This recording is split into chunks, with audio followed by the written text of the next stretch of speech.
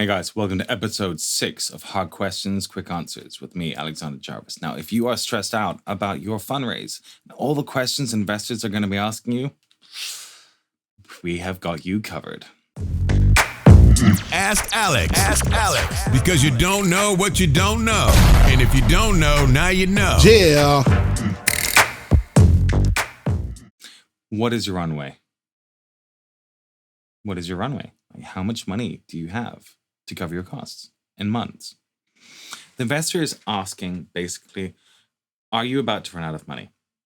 They're trying to figure out who has the negotiating leverage.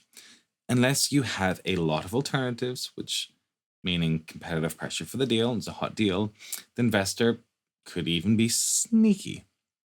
They could let you run out of runway and then offer you money on terms which are worse because you've got no alternative. And this shit actually happens. They can string you along, try and get you to do an exclusive with them, and just fuck you. Now, they're also trying to understand how fast they need to move on this deal. If you got a lot of runway, then you as the founder have a lot more negotiating leverage. As we said before, investors want to give you money when you don't need it. Slack, I'm sure you've heard of them. They raised a ton of money when they didn't need it, so they wouldn't have to raise when they did. They got good terms, so why not if the dilution's okay and they like the investors? Now, understand is that investors also have priorities. They've got other deals that they're doing.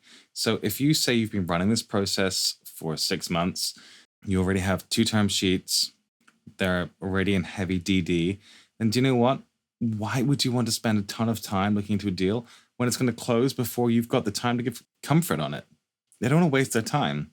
So if you have 12 months runway and you're talking to investors about raising more, this is pretty compelling. Perhaps you want to raise the money because traction's going so well that it makes sense to triple down on what you're doing. And this happens a lot, sure, with the really top deals. Okay, this is not the time to have a heart-to-heart girlfriend chat about your stresses and concerns. You are never stressed for cash. More would just be nice. So how would you answer this question? Well, I'm going to answer this assuming you're in a good position and maybe you've raised recently as opposed to, I'm stressed out and I need a lot of cash. Okay. We closed our round 4 months ago. Look, I know you were a founder before, so you get how much fun fundraising is, right? We still have 14 months of runway on our current burn rate. Our market's adopting our product far faster than we actually could have hoped for or anticipated. We've identified some scalable acquisition channels, and our onboarding is automating fairly flawlessly. A couple issues, but it's, to be honest, it's pretty good. We're talking to the market since, if we can get strong terms, it makes sense for us to triple down on what we're doing. We don't really have any need to close a round right now, but if the partner sees the opportunity as we do, and we think, this is perfect time to be more aggressively penetrating the market. You see that too. We get on. Look, we're happy to discuss.